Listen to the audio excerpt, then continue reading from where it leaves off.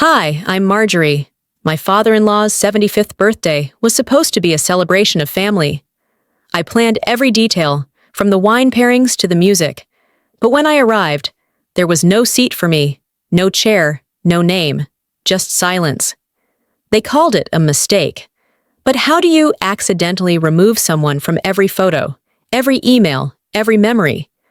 And when they replaced my daughter in the tribute video with someone more on brand, I didn't make a scene. I made a decision. What would you do if the people who used you suddenly forgot you existed?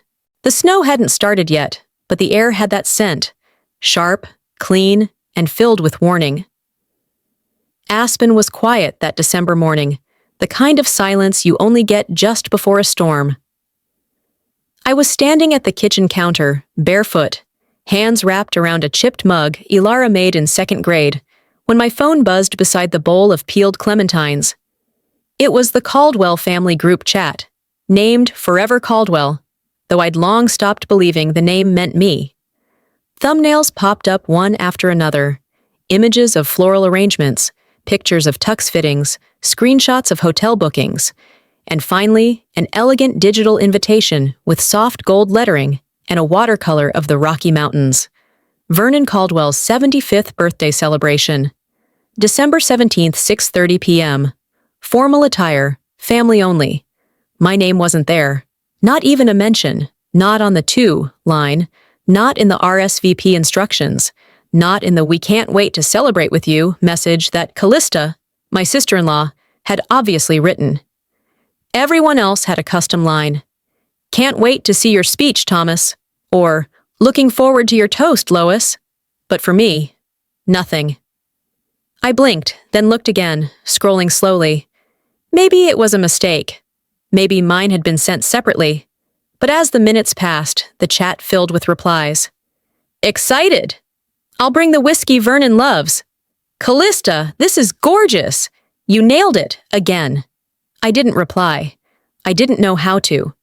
The invitation was clear. I wasn't invited. Not officially. Not emotionally. "Mom," Ilara called from the living room, "can you help me find the red ornaments?" I set the phone down face down on the counter and smiled the way I'd learned to, measured even. "Be right there, honey." As I helped her dig through the storage boxes for ornaments, I kept waiting for someone to notice. For someone in the family to send a private message. A text. A casual, "Oops! Sorry, Marjorie. We forgot to include yours." But nothing came. Maybe they forgot me by accident. Maybe. Later that afternoon, while Ilara sat at the dining table doodling her letter to Santa, I opened the final draft of the menu I'd been curating for weeks. Vernon loved anything with roasted garlic. Lois was allergic to scallops. I'd built this menu like a puzzle of preferences, perfectly balanced. I emailed it over to Callista to send to the printer, then got a reply an hour later. Attached was the proof of the printed menu, done and locked. Seating list: Richard Caldwell. Host: Lois Caldwell. Hostess: Thomas Caldwell. First son: Callista Caldwell. Daughter: Harlan Caldwell. Second son: Mrs. Levi. Event support: Mrs. Levi. That was my maiden name. Not even my legal name anymore.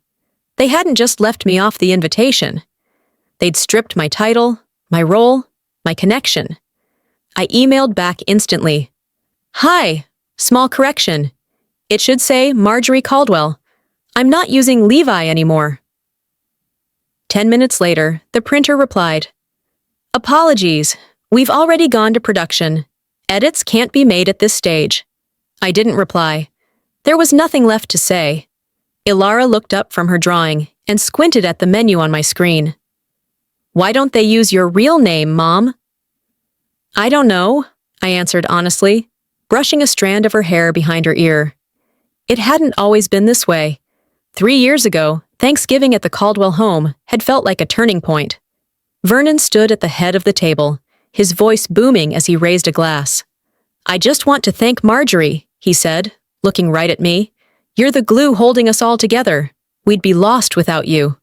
I remembered the way Harlan smiled, the brief squeeze of my hand under the table. I remembered feeling like I'd finally crossed some invisible line, that I belonged. Now I was back outside the line again, looking in. That night, after Ilara had gone to bed, I lay on the couch scrolling through my email. A new voice memo popped up from Callista. No message, no context. Just a 19-second clip.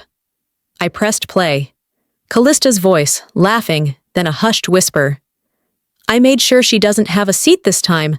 Let's see if she still shows up like a golden retriever. Then static. I stared at the screen, unmoving. She hadn't meant to send it to me. It was for Lois, probably. Or Thomas. Or maybe she just clicked the wrong thread. I saved the audio to a locked folder on my cloud. Then I deleted the message from my inbox. No drama, no reply. Just silence. But I heard her clearly. Callista wanted to see if I'd still show up. I'd show up all right, but not the way she expected. The light filtering through my office window barely touched the edge of my desk, just enough to make the dust dance. The house was quiet. Ilara still asleep upstairs. Harlan already gone without saying goodbye again. I sat down with my coffee and opened my inbox. There it was, an email from Lois with the subject line, Final Roles, Vernon's 75th. There were bullet points, tasks, names. Callista was creative lead, Melissa was in charge of guest relations, and Rory, naturally, would be host liaison. My name? Point of contact, logistics. No Marjorie, no daughter-in-law. No acknowledgement that I was part of the family celebrating the man I'd supported for over a decade. Just a line item, a title. I reread the email 3 times, sipping slowly, letting the warmth of the mug ground me. Maybe this was her way of complimenting my skills. Maybe, just maybe, she assumed I'd want to handle it because I was good at it. Efficient, invisible. I didn't reply. Instead, I opened the shared calendar link. My initials were scattered across every task: menu finalization, venue coordination, vendor payments, transport scheduling. There was no seat for me at the table, but my fingerprints were on every napkin. Later that morning, as I was reviewing contracts, a notification pinged from social media. Callista had posted a behind-the-scenes video to her story. I watched out of habit, not curiosity. The clip panned across the family gathered at her place, laughing, wine in hand, laying out vision boards for the birthday theme. Somewhere off camera, Lois's voice said, with that high-pitched amusement I'd come to dread, "Well, Marjorie isn't technically one of us. She's the paper daughter-in-law." There was laughter, easy, unguarded, like I wasn't ever going to hear it. I muted the video, closed my laptop. Paper daughter-in-law. That phrase lodged itself under my skin like a splinter. It wasn't the first time they'd tried to diminish me, but this was different. They didn't just sideline me. They declared out loud what they'd always implied in silence. I stood at the window for a while, watching the shadows on the snow. Then, almost without thinking, I whispered, "You may not see me as family, but I hold your whole event together." No one heard it but me. But it settled something. That evening, I brought it up with Harlan. Not the video, just the email. I picked my words like glass out of skin. "I saw the task list from your mom," I said as we both cleared dinner dishes. "Funny how I'm listed under logistics, not family." He didn't even flinch. Just shrugged and started rinsing plates. "You're reading too much into it. It's just Mom's way. She's old school." "No, Harlan. Old school is using linen napkins. This is deliberate." He didn't look at me, just handed me a wet plate and said, "It's not worth getting upset over." That was the moment it shifted again. Not because he defended her. He didn't. He just didn't care enough to understand what it meant to be erased politely. Indifference and neglect often do much more damage than outright dislike, I muttered, drying the plate slowly. "What?" he asked, not really listening. "Nothing." Dinner with Ilara was always the best part of my day. She didn't judge. She didn't calculate. She just existed in her small, radiant world. We had grilled cheese and tomato soup, her favorite, at the breakfast nook, while the fairy lights above us blinked softly. "Are you excited for Grandpa's party?" she asked between bites. I hesitated, choosing my words. Sometimes grown-ups forget how to be kind. She tilted her head. Are they being unkind to you? I smiled, brushed crumbs from her cheek. Let's just say, Mom's going to make sure we remember how to be kind, okay? She nodded like it was the most natural answer in the world. After putting her to bed, I sat at my computer again, opening the folder labeled Caldwell Events. It was overwhelming how many files bore my name. PDF contracts, vendor quotes, floral diagrams, even a mood board. Yet nowhere was there a file that included me as a guest, as family, as anything more than an asset. I scrolled for nearly an hour, going back months, years. I'd been the planner, the fixer, the executor, but never the recipient, never the one who got thanked in the speech, or had her name on the seating chart, or even her photo in the recap albums. I opened a new folder, Exit Protocol Phase 1, and I whispered, just for myself, this time, I'll plan it perfectly, but it'll be the last time they use me. They thought I was still willing to earn a seat. What they didn't know, I'd already started building my exit. The sidewalks downtown still had patches of snow pressed thin by winter boots. Ilara's small hand was wrapped in mine as we strolled past holiday windows strung with white lights and cedar garlands. She was babbling about the class snowflake project, her voice bright and full of imagination. I nodded along, letting her words carry me until my phone buzzed in my coat pocket. It was a text from a woman I'd done charity planning with, friendly but distant. Saw your family at the pre-birthday shoot. Gorgeous group. Love Callista's color coordination. Photo shoot? I felt my chest tighten. Not panic, not surprise, just confirmation. I hadn't known there was a shoot. No one had told me. Not even Harlan. Not a word. I forced my face to hold still for Ilara's sake. Thanks, I typed quickly, my fingers stiff. They love surprises. We ducked into the bakery for a cocoa. I smiled through the warm clatter, but something inside had shifted. Not because I wasn't invited. No, that was old pain by now, but because someone else assumed I had been. That was the part that stung. Out there in the world, I was still supposed to be family. Back home, Ilara ran up the stairs to grab glitter markers while I settled onto the couch and pulled up the Caldwell shared photo album on my laptop. New folder at the top. Caldwell Sadim 5 Preview. I clicked it. A pop-up. Access restricted by owner. Just like that. A private album. Locked from me. I didn't even try again. I closed the laptop and just sat there. No tears. Just a dull burn behind my ribs. That's the thing about exclusion. It doesn't scream. It echoes. Quietly, insistently. I remembered a quote I'd read once, something I used to share in leadership trainings. The opposite of love isn't hate, it's indifference. Elie Wiesel. I whispered it under my breath. They hadn't forgotten me. They'd erased me with intention. I stepped out to the porch, needing air, needing stillness, and then I did something I hadn't done in years. I called Vernon directly. He picked up on the second ring. Marjorie? Hi, I said, keeping my voice soft. I just wanted to check. Should I be prepping anything for the shoot? I saw there was one. I'm happy to coordinate if you need extra hands. There was a long pause. Marjorie, we're keeping things simple this year. Lois is handling that part. I opened my mouth to respond, to offer help anyway, but all I heard was, I'm late for a call. Click. The silence that followed was louder than his words. I held the phone to my ear for a few seconds longer, as if he might come back. He didn't. Back inside, I dropped my coat over the arm of the chair and sat in the car parked out front for almost an hour, engine off. I scrolled through old emails and messages, my own digital trail of being sidelined. The dinner where I was seated between toddlers, while the real family toasted at the other end. The Christmas card photo I took for them, but wasn't asked to be in. The family Facebook group where I was tagged only when they needed something. It wasn't carelessness, it was training. I had been groomed to feel grateful for scraps. Maya Angelou's voice rang clear in my head. When people show you who they are, believe them the first time.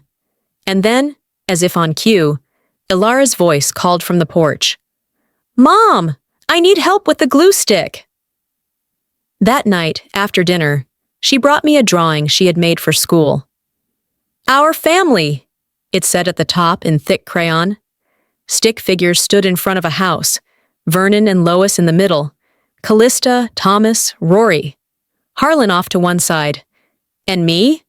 I was outside the house, not in front of it, not beside the group, standing off to the right, holding a rectangle in my hand. What's this? I asked gently, pointing to the shape. That's you, she said, matter of fact, with the clipboard, 'cause you always make things work. I didn't correct her. I didn't ask why I wasn't drawn with the others. Children have a way of seeing through performance. As she bounced off to brush her teeth, I sat holding the paper like it was made of glass. Even my child sees it. Maybe it's time I stopped pretending not to. I wasn't going to ask for a seat anymore. I was going to build a door and choose who walked through it. Friday evening arrived cloaked in gold light, the kind that made everything look more expensive than it was. I had just finished clearing Ilara's markers from the kitchen table when my phone chimed with a notification. Subject line: Preview. Vernon 75th Video Tribute, sent by Lois to the whole family. I clicked the link and pressed play. The opening was a dramatic montage. Photos of Vernon as a boy, growing up in Connecticut, his early days with Lois, black and white candids with the kids. Music swelled. The transitions were polished. Callista's voiceover floated above it all, syrupy and practiced. We are so proud to honor the man who taught us strength, grace, and legacy. Footage of Thomas giving a toast, Melissa hugging Lois, Callista laughing beside Vernon at some vineyard I never visited. Then came the group clips from last year's family barbecue. I remembered that day. I'd taken most of the pictures. In one wide shot, the camera panned across the lawn and paused. My arm was in the frame, but my face was gone. Cropped. I could hear my voice faintly in the background, directing Ilara to stand still. But visually, it was as if I wasn't there. I rewound, played it again, then again. I didn't yell. I didn't cry. I just stared, rewinding to the same moment, pausing on the same half hand, the only trace I was ever part of them. I remembered what Maya Angelou said. People will forget what you said, but they will never forget how you made them feel. And right now, I felt disposable. Minutes later, a text popped up from Rory. Hey, sorry about the video thing. Cal just didn't have time to include everyone. No big deal. I stared at the message before typing back. I wasn't everyone, Rory. I was the one who paid the deposit on the editor. He didn't respond. I locked my phone, sat in the stillness of the kitchen. That was always their excuse. No big deal. But it wasn't neglect. It was intent. They don't erase what they don't value. They erase what they resent. Just before bed, I checked the family iMessage thread. Forever Caldwell. It was gone from my app. Not muted, not archived. Gone. I searched my text. Nothing. I clicked into the shared calendar I'd been managing for 2 months. Access denied. Then I checked the Dropbox folder, where I'd stored all the vendor confirmations, dietary notes, seating chart iterations. Revoked. They hadn't just locked me out of the party. They'd erased my digital fingerprint. This wasn't just about forgetting me. This was a full extraction. I took screenshots of everything, every access denied message, every revoked permission. You don't need a knife to wound someone, I whispered. Exclusion is sharper than steel. The next morning, I brought it up at breakfast. Not as a fight, just a fact. I'm off the family chat, I said, pouring coffee. Harlan didn't look up. Huh. And I don't have access to the planning files anymore. He buttered toast. Probably a tech glitch. I'll check with Cal. I waited. Let him chew. They removed me on purpose, Harlan. He sighed. Mar, don't overreact. These things happen when everyone's busy. You're reading into it. I set my cup down with a clink. No. These things happen when someone wants you gone, and everyone else lets them. His jaw tightened. He didn't deny it. That night, after Alara was asleep, I opened my laptop. My event calendar was still synced. I hovered over Vernon 75th and clicked delete. One by one, I removed my company's name from the vendor contracts, changed the forwarding emails, canceled the floral confirmations, the catering service, the cake. I didn't make a sound. They'd notice soon enough. But by the time they did, it would already be too late. I created a new folder. I titled it Operation Exit. They had drawn the line. I just decided to step over it and start drawing my own. Saturday morning arrived with a deceptive calm. The light through my office window was soft, but my mood wasn't. I sat with my third cup of coffee, going through final expenses for Vernon's party, each document like a brick stacking onto my chest. Everything from the tent deposit to the signature cocktail design bore my initials. I opened a file labeled Old Contracts out of habit more than curiosity. It wasn't mine. I hadn't named it. But the moment it opened, I felt my stomach turn. It was a scanned copy of a property deed. Our old conversations about Vernon transferring the vacation home in Snowmass to Harlan and me played in my mind like an old voicemail. But the title said otherwise. Rory Caldwell, in bold. Deed signed by Vernon, by Lois, by Harlan.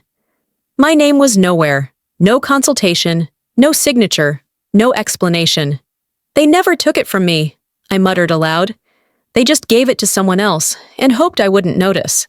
I read it again, slower this time, to make sure I wasn't misreading.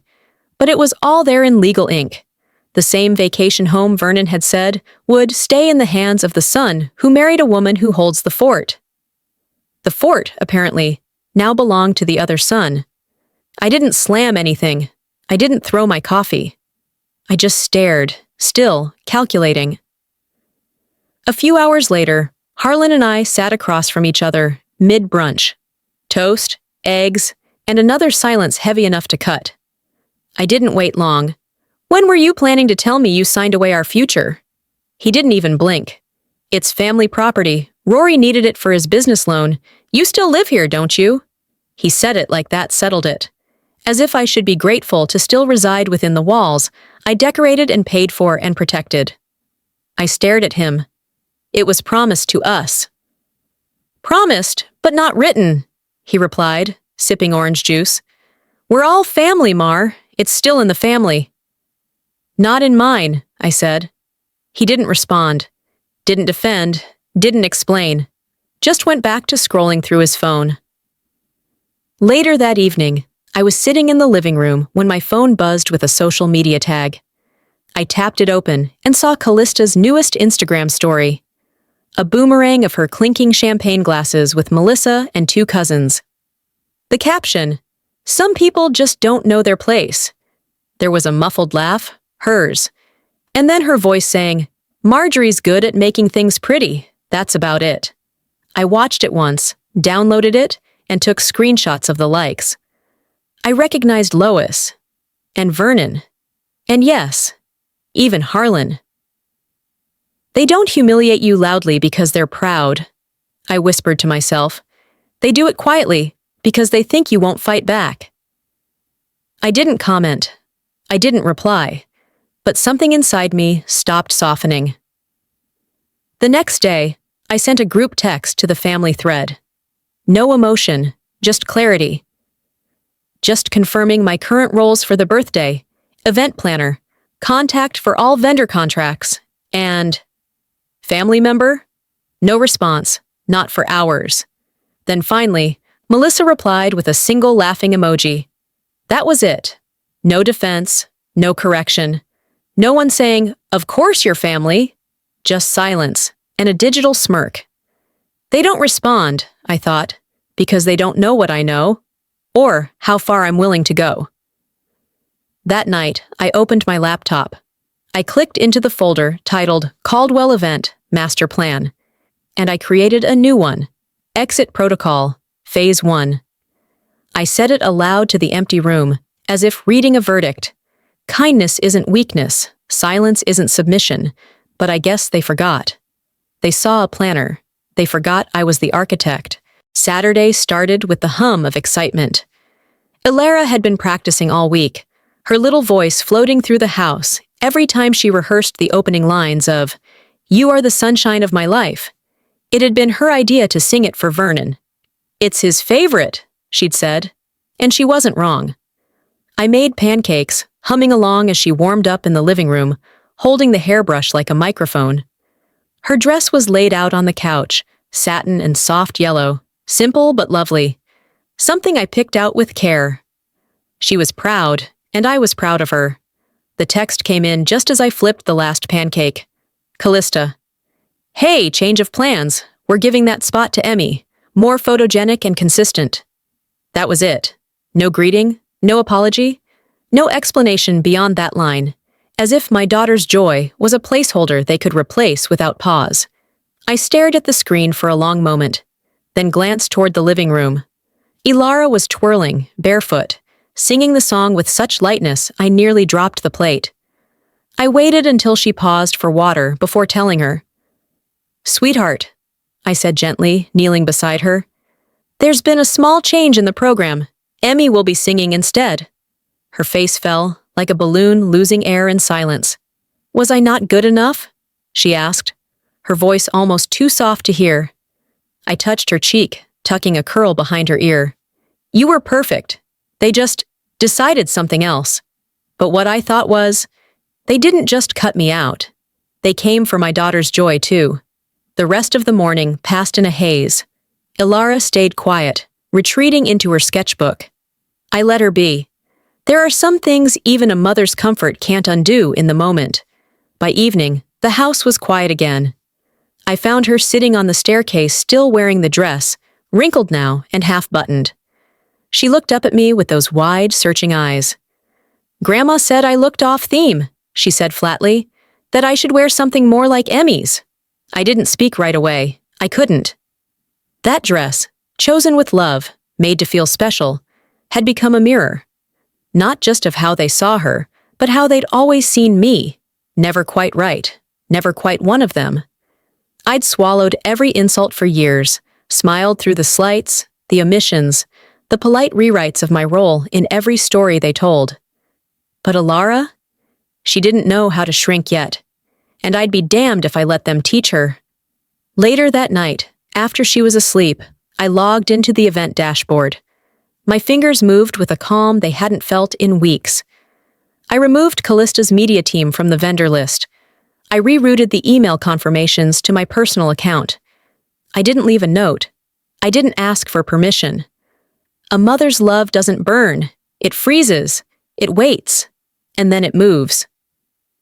The system pinged as each change processed. One by one, her fingerprints were wiped clean. At dinner the next day, I sat across from Harlan, who was halfway through his wine, when I said, "They cut Ilara from the performance." He didn't look up. "That's Callista's part of the event. Don't take it personally. It's for optics." I placed my fork down gently. If hurting my daughter is optics, maybe it's time this family goes out of focus. That made him look at me. I didn't flinch. I didn't explain. That night, I found Ilara asleep in her bed, curled around the folded lyric sheet like it was a teddy bear. I tucked the blanket up to her chin and kissed her temple. They may have silenced her voice, but I still had mine, and I wasn't done speaking.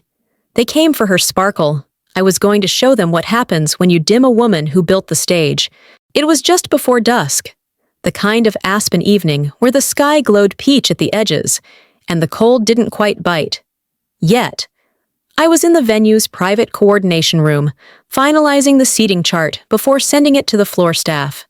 13 chairs, tightly arranged around a long white table with gold-rimmed settings. I paused over my own name. I'd placed myself strategically between Harlan and Vernon. Then the door creaked open. Callista entered mid-laugh, arm looped around one of Lois's longtime charity board friends. I hadn't seen her approach, but I recognized the sharp edge of her voice instantly. "Some women marry into families," she said, too loud to be private.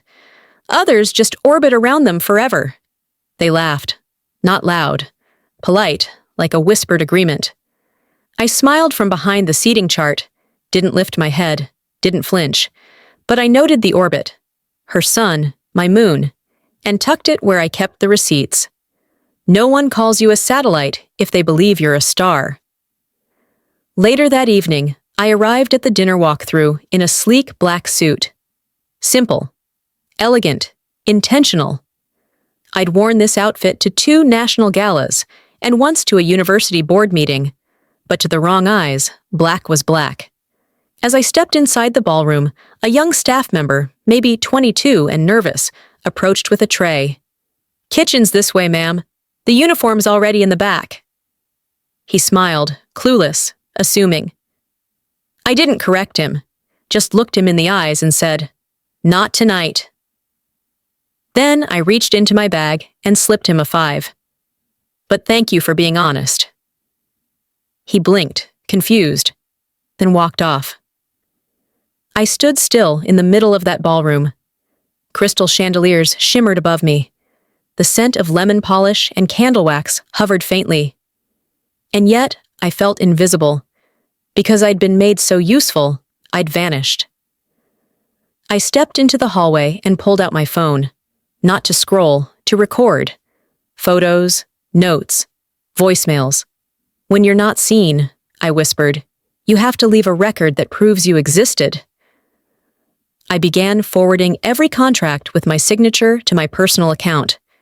Screenshotted vendor confirmations, captured timestamps. This wasn't revenge. It was protection.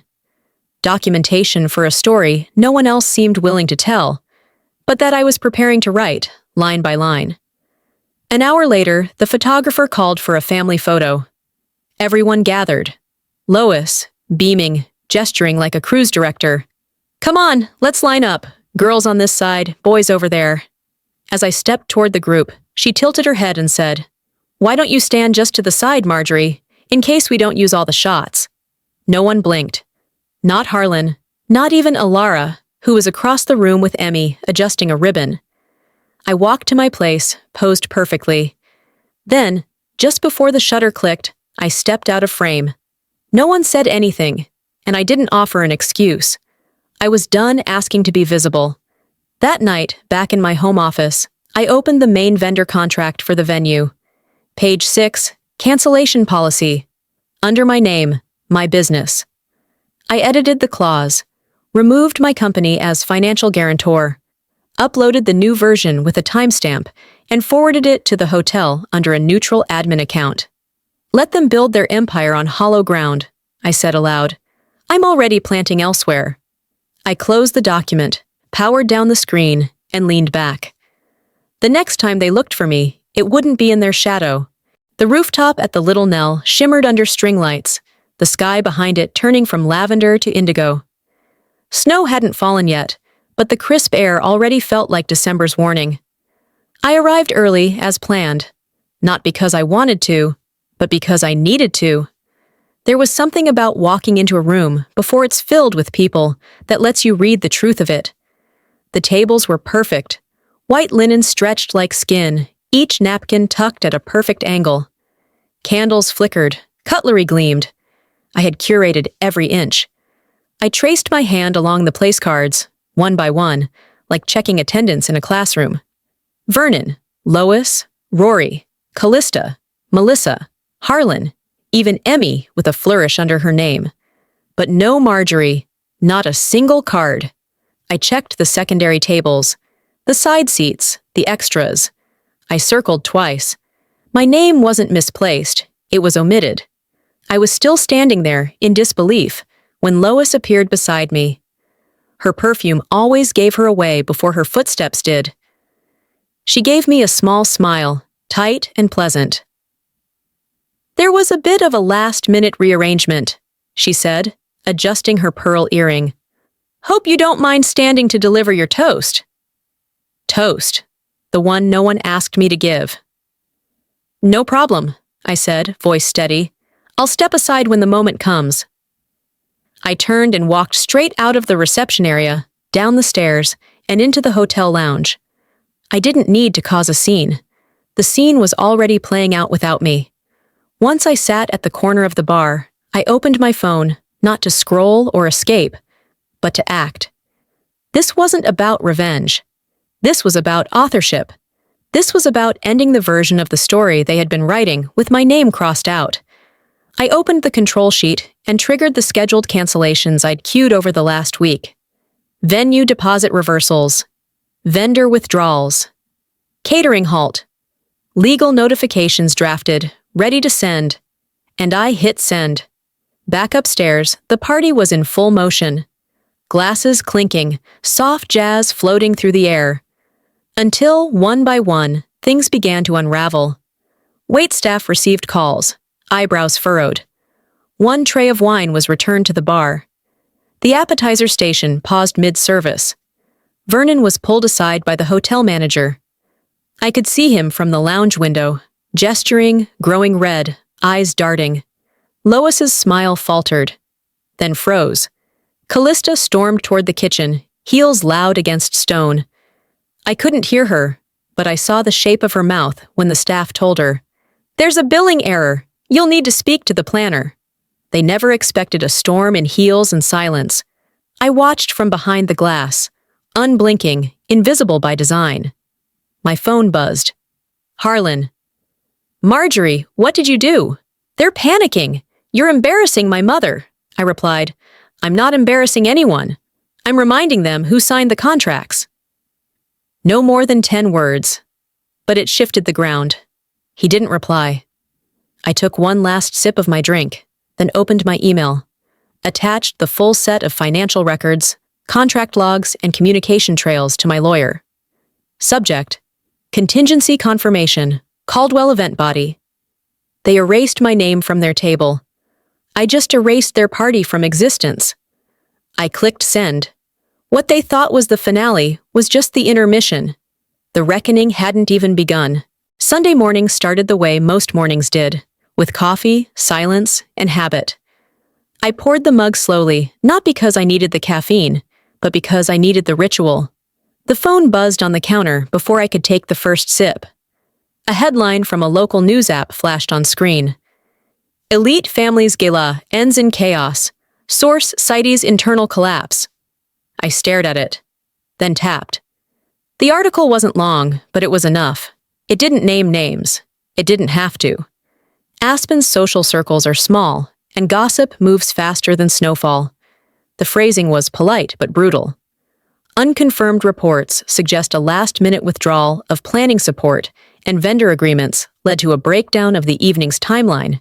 Guests described the atmosphere as tense and disorganized. I sipped my coffee slowly, letting the bitterness settle on my tongue. My phone buzzed again, and again, and again. Texts, missed calls, emails. The Caldwell circle was unraveling in real time. First came the text from extended family. "What happened? We heard you walked out." Callista's crying in her car. Vernon's furious. Then from Vernon's country club group. "Was it a protest? I saw your name missing from the program. Didn't make sense."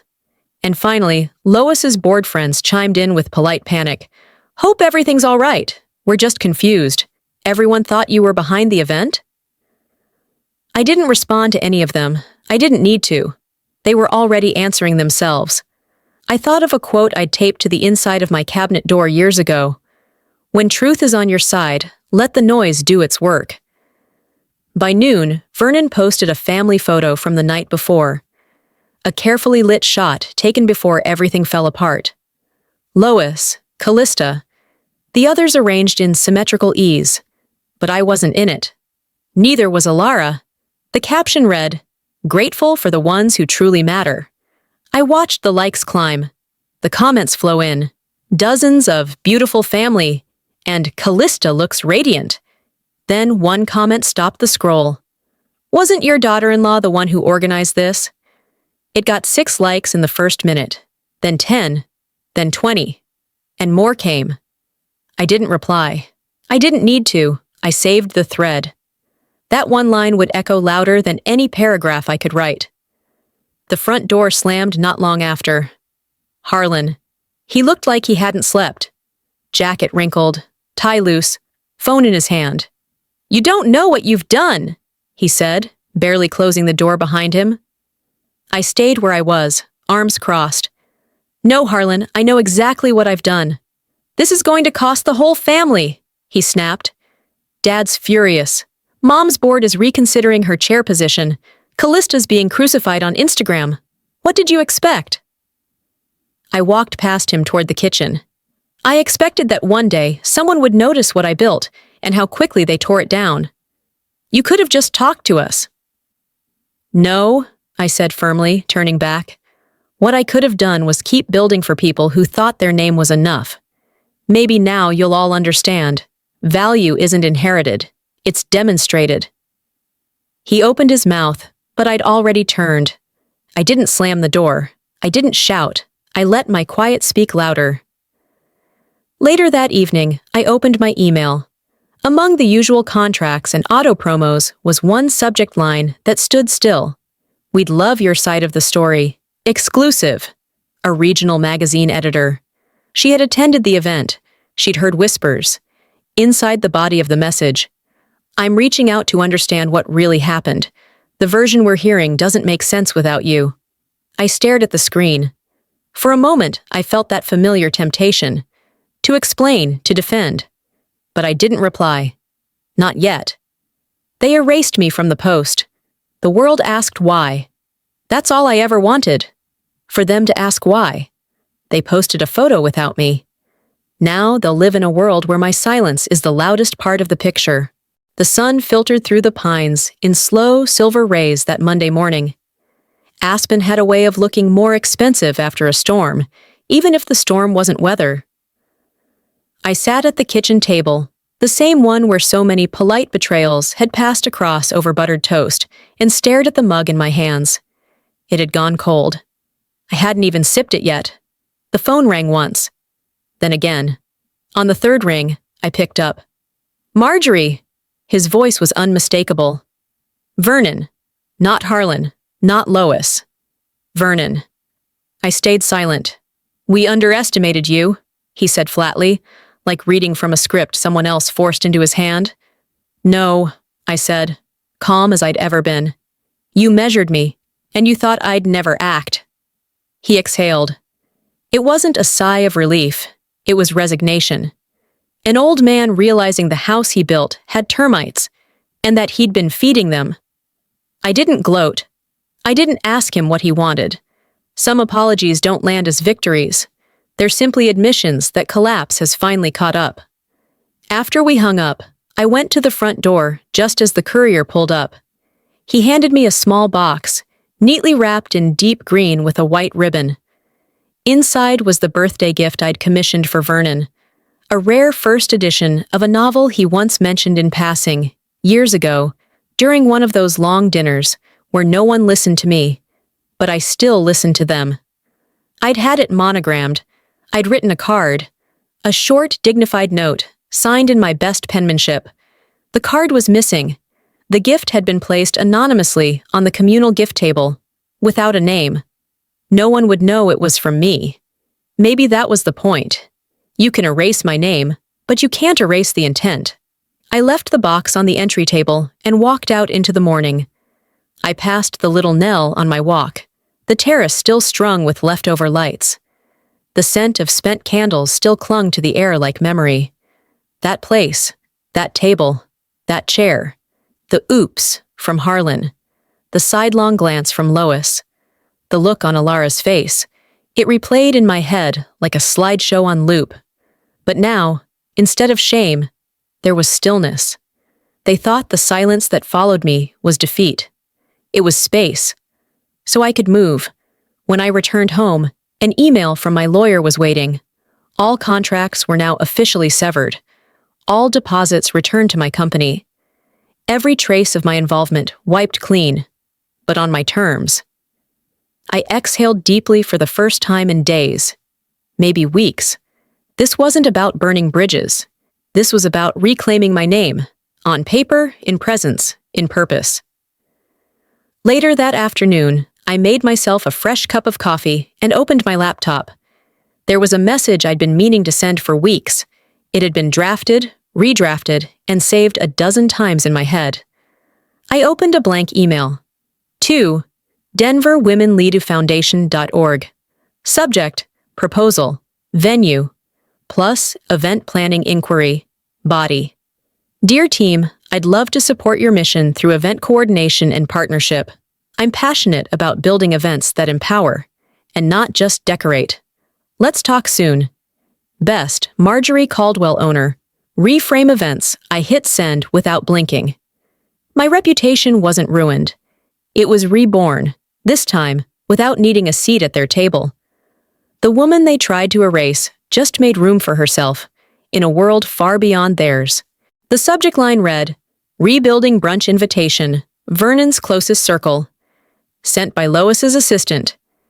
It arrived at 6:47 a.m. on Tuesday, as if early timing might soften its absurdity. I didn't open the attachment. Didn't need to. I clicked the trash icon and it disappeared. Not every olive branch is worth reaching for. Some are just poisoned twigs with better packaging. I made a second cup of coffee, stronger than usual, and walked upstairs to the guest room that had become my quiet space. I opened the closet and stared at the few boxes I'd already started filling.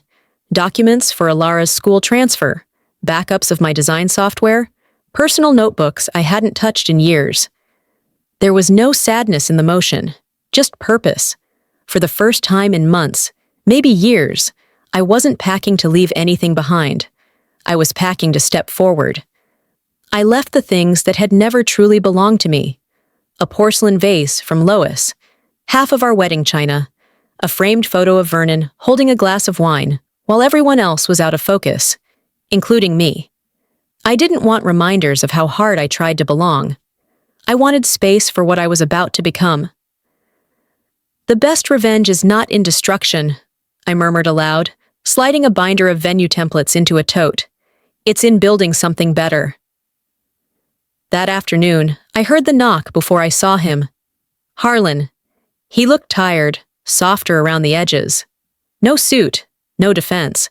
I'm not here to fight, he said as I opened the door. I hope not, I replied, stepping aside. There's nothing left to win. We sat at the kitchen table, two ghosts haunting a house we once shared.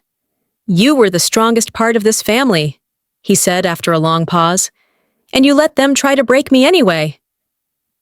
He didn't argue. He just nodded. Not out of agreement, out of acknowledgement. I didn't cry. I didn't curse. I didn't demand anything. I hope you find peace, Harlan, I said as he stood to leave. I'm not angry anymore, just done. Some endings aren't fireworks, just lights fading gently in the distance. Later that evening, I was organizing Alara's desk drawers when I found it. A folded sheet of paper in her handwriting. In crayon, she had drawn 3 stick figures. Me, her, and a big red heart above us. Beneath it, she wrote, I think Mommy's brave. She didn't scream, but she still won.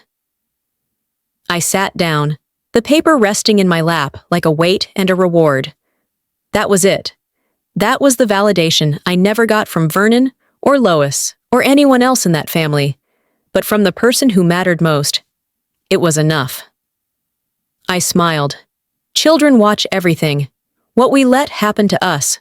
What we do after. Alara wouldn't remember every detail of what they did, but she would remember what I did with it. The next morning, I signed the lease. The new office wasn't big, but it had windows that faced west, and when the sun set, it hit every corner of the room like it was meant to light something that had been waiting patiently to shine. I stood in the doorway after the real estate agent handed me the keys. And for once, I didn't need anyone to open the door for me. I had the keys. Leaving wasn't losing. Staying would have been. The Mediterranean air smelled like citrus and salt, soft and warm. I stood on a sun-bleached terrace in Amalfi, clipboard in hand, watching a team of florists suspend chandeliers made entirely of white roses. The bride's parents were laughing in the corner, a gentle kind of joy I hadn't seen in a long time. A year ago, I was in Rome. Different country, different rooftop, watching a family crumble under the weight of their own facade. That night, I was made invisible. Tonight, I made memories for others. On my terms. My phone buzzed with a gentle nudge in my suitcase. I tucked it away all morning. I finally pulled it out to a small folded paper from Alara. In her handwriting, uneven but proud. Mom, I hope the chairs are just the right number, but if not, we'll make our own table. I read it twice. She didn't just echo my pain, she rewrote it. That was legacy. Not wealth, not reputation. Legacy was showing your child what to do when the door shuts, teaching them how to build one that opens wider. Back in the States, the storm had moved from family drama to public ripple. A long-form feature ran in a well-regarded publication. It didn't name names, but the hints weren't subtle. A well-known East Coast philanthropic family under scrutiny. Misappropriated funds, unreported gifts. An internal audit had quietly surfaced after the infamous birthday dinner imploded. Donors began to pull out, sponsors distanced themselves. And Lois. She resigned from 3 boards before the week was out. I didn't watch the press unfold, but I heard about it. People sent links, left voicemails. Some were apologetic, most were careful. No one wanted to say outright they regretted it, but silence says plenty. When you try to silence the planner, I told a colleague over lunch, you forget she controls the microphones. One afternoon, as I was confirming event details with a floral vendor in Naples, I got an email. From Vernon. Subject, moving forward body. We regret how things unfolded. If there's ever space to mend, we're open. No emotion, no warmth. Not even punctuation beyond the period. A sentence written like a footnote in someone else's history. I didn't reply.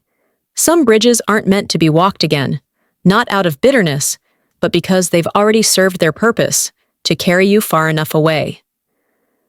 That night, as the wedding wrapped, I stood at the edge of the terrace with a glass of Prosecco. The ocean below breathed slow and steady. The sky turned rose gold. A breeze tugged at my dress, not harsh, just present, like a nudge forward. A staff member offered to take my glass, but I shook my head and raised it gently. To every woman who sat where she wasn't wanted, I whispered to the sea, and walked out with her power intact. I sipped slowly, not to savor it, but to mark it. This was mine. All of it. The moment, the view, the freedom. It didn't need confetti or applause. They begged for my return. But I didn't need it. I didn't win by going back. I won by moving forward. Some endings don't need applause. Just peace, and proof that you didn't need their chair to stand tall. Sometimes, the most powerful thing a woman can do isn't to shout or slam doors, but to walk away, quietly, with everything they thought they took from her still intact. Looking back, I don't regret a single moment I stood my ground. What they called drama, I called boundaries. What they called disloyalty, I called dignity. And what they mistook for weakness, that was just the silence of someone done being used. If you've ever been overlooked, spoken over, or told you were too much while doing the most, this story is for you. We don't always get apologies. We won't always be invited back. But sometimes, our greatest power lies in not needing the invitation at all. To every woman rebuilding her life on her own terms, your worth was never tied to who sat next to you. It was always in how you carried yourself when they asked you to stand. Now, I'd love to hear from you. Have you ever had to walk away from something that didn't honor your value? What did that moment teach you about yourself? If this video touched you or made you think, leave a comment with a 1, or tell me where you're watching from. And if you didn't like it, that's okay too. Tell me why and where you think the story hit or missed. If you want to hear more stories like this, about women, strength, truth, and transformation, don't forget to subscribe to the channel and turn on notifications. The next story might just be yours. Thank you for watching. Keep walking forward.